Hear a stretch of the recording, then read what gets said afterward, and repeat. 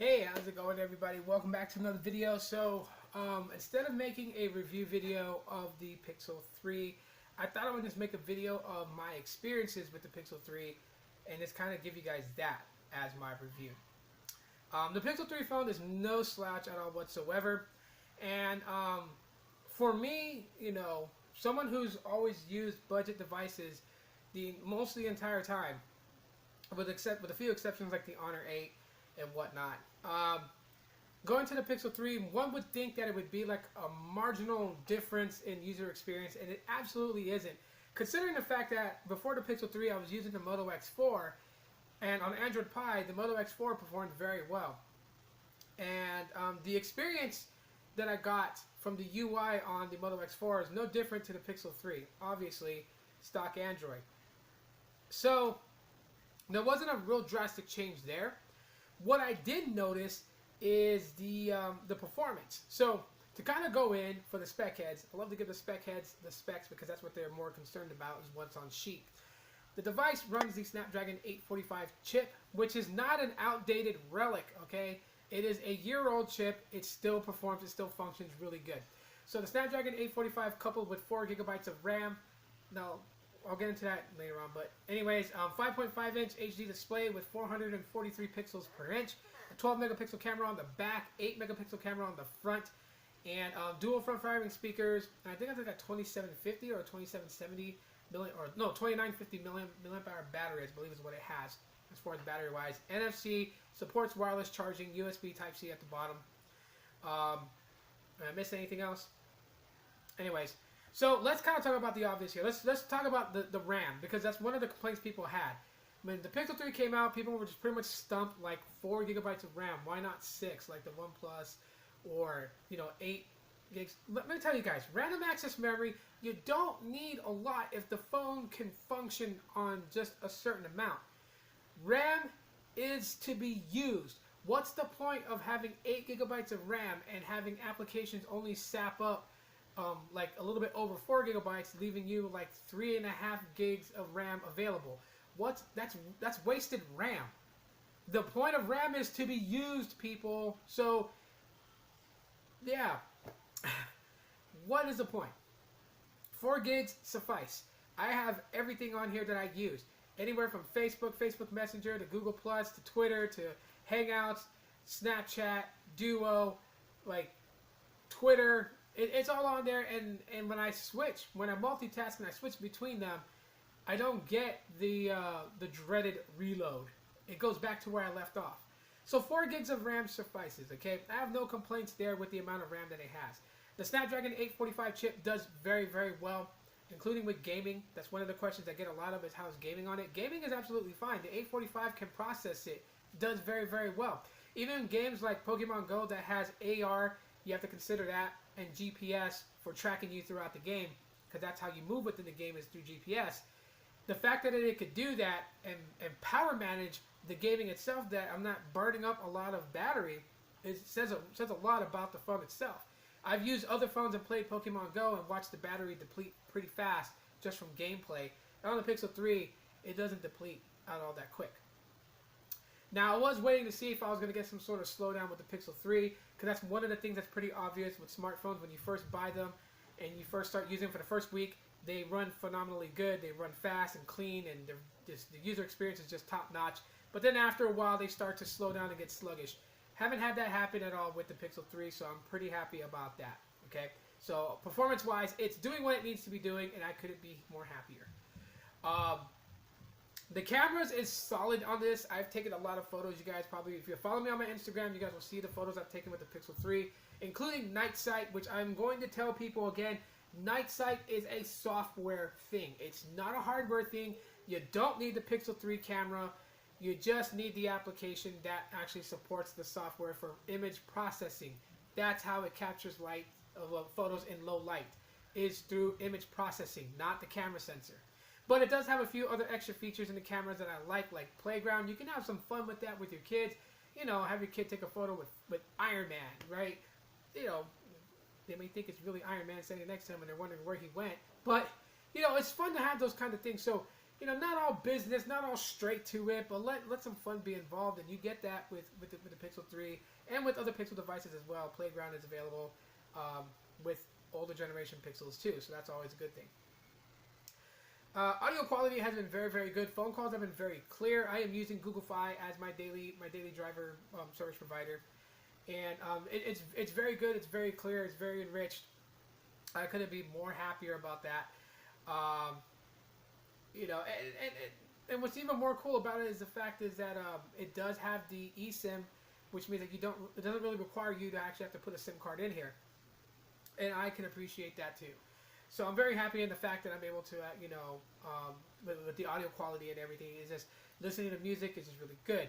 The bass is matched with the treble. It's not one trumps the other. It's not one overshadows the other. You get a nice, clean, and rich sound with the Pixel 3. That is something that's pretty cool. Most devices that I've used have had a squawk box, usually flat sounding and just, you can hear the music, but it's just, very plain. With this, you get more of an in-depth, enriched sound. I can appreciate that.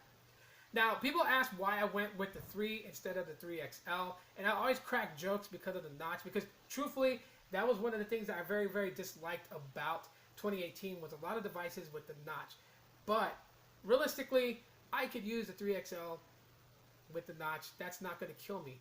But I wanted a phone that was a small form factor. As you guys can see how it fits in my hand. Small form factor, but a bigger display. 5.5 inches has always been decent to watch movies and stuff like that for me. I'm not trying to carry around a tablet that's shrank into a small form factor.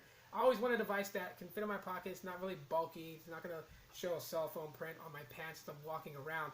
I want something that I can just put in there. It's snug. It's in my pocket. Take it out and use it. I can use it one-handed if I need to. Don't do this, okay? Just because I say I do this doesn't mean you guys should do it.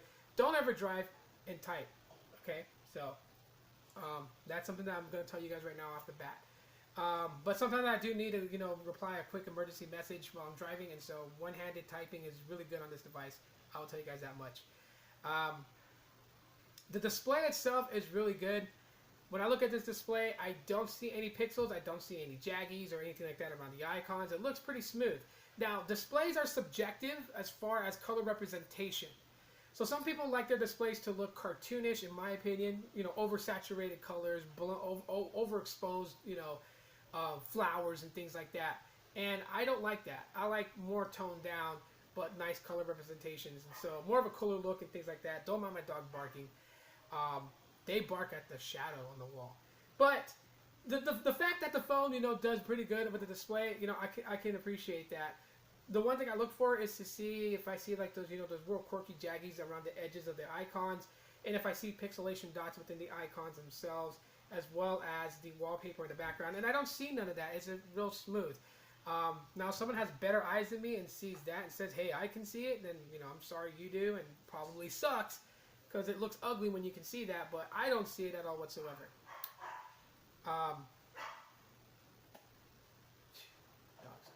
So, another cool thing that the phone basically has is the fact that it actually has wireless charging, which is actually really cool.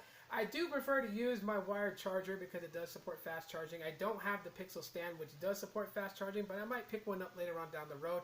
Right now, I have me a lamp that has a wireless charging base, and I just lay this on top of there when I'm tired and I need to get to bed and I don't want to be fiddling around in the dark looking for a cable to plug in. I just lay it down there. It's going to charge overnight while I'm sleeping, so I don't need it to quickly charge. The only time I use a fast charger is like if I get up in the morning and if I'm like heavy intense on social media with the phone that by like say 3 in the afternoon I'm down to like 40% and I have to go somewhere and I know I'm not going to get back home till midnight, then I'll plug this into the fast charger just to get it back up to 100% real quick and leave for my day and do what I need to do. As far as battery though, it does fairly well. On my normal day usage, I would only have to charge it again around 8 p.m. at night. So if I get up at, like I say, 7:49 in the morning, from 7:49 a.m. to about 8 p.m., so almost 12 hours, or a little bit over 12 hours, I can get battery usage on my normal usage. When I get heavy on social media, email replies, business stuff, I can kill this thing off by like 6 p.m. I'd have to throw it back on the charger. So it doesn't get you a full day, but it gets me through my day, and that's the best part about it. Also, I carry power banks that have fast charging, so I carry those with me, so I'm not really too worried or concerned about power management or power concerns. The adaptive battery thing is kind of weird in how it tries to learn my usage of the Pixel 3 to try to kind of give me the best battery optimization. But I feel like it's kind of like a hit or miss with that.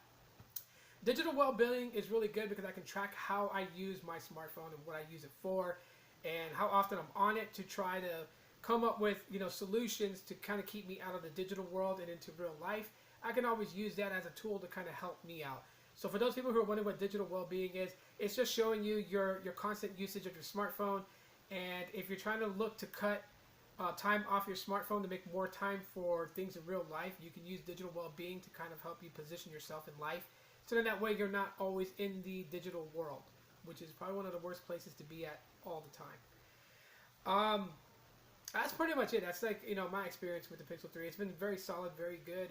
And the fact that it's getting, 3 years of OS updates guaranteed is one of the best parts. Is the reason why I got this, because I want to be able to use Android, the next versions of Android, without having to spend $100 or $200 and picking a new smartphone.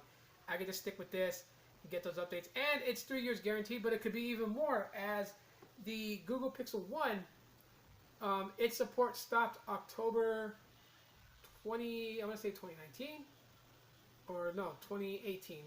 Basically, they expanded the life of the Pixel 1. It is set to get Android Q. I actually have the Q beta installed on my Pixel 1. I didn't install it on my Pixel 3 because this is my daily driver. I don't have time to run beta software, and if it glitches out, have to try and find a way to revert back to 9.0 Pi just to get things functioning. So I have a phone to test out the beta, and yeah, so I'll have a separate video on that. But anyways, guys, that's just been like my experience with the Pixel 3. If you guys have anything else you guys want to know, leave it in the comment section of the video, and I may make a follow-up video to this and kind of go into those questions. But like I said, gaming performance is good, RAM management is good, user experience is phenomenally great. The UI is nice. It could use some touch-ups in here and there. Display panel is gorgeous. Photos is amazing. Sound is great. So yeah, nothing to do backflips over or pop party poppers. To get like, oh my god, I got a Pixel. It's nothing extravagant like that. It's a good phone. It's a great phone. I love it. But yeah, I'm not gonna try and overhype it. $799 for this? No, I don't really think anyone should spend that much for it. So wait until it goes down in price, and definitely when it comes down to a good affordable price for you, then pounce on it. But for right now, I would say, like, if you're willing to spend the money, then yeah, you'll be happy with this performance. So anyways, guys, that's pretty much it for this video. My time with the Pixel 3 and how I think about it.